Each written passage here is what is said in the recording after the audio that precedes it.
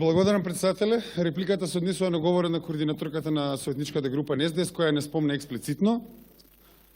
И суштината на моето излагање е тоа што јас прво ќе напоменам дека СДСМ веќе неколку седмици поред не напаѓа на советниците на левица со некои, не знам како да ги опишам, многу инфантилни начини. Не сме седеле на седница, ова не сме правиле, тоа не сме правиле.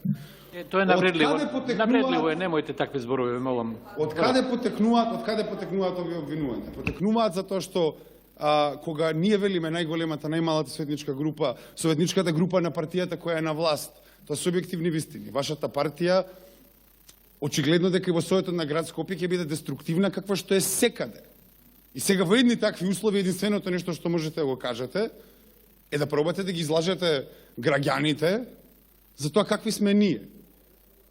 И ова сега го збориме затоа што вие ова го правите. А очигледно дека го правите, дека вас ви фали ова председавачко место овде. И затоа цело време се понашате како да сте председател на совет. Тоа не е во ред. А сега кога доаѓаме за самата одлука да збориме, повторно навлагате во некои детали кои не се реални, кои не треба тука да ги дискутираме. Толку е просто, ама веројатно вие како СДС, како партија што не знае да ги окрупни јавните капацитети, како партија која знае само да приватизира, веројатно имате когнитивна дисонанца и на вас ви е едноставно ова непојмиво. Зошто да набавуваме капацитети? На вас приватњација ви се окей. Тој проблем вие го создадовте. Го создадовте нели со вашиот полар опозит, ама не е тоа битно.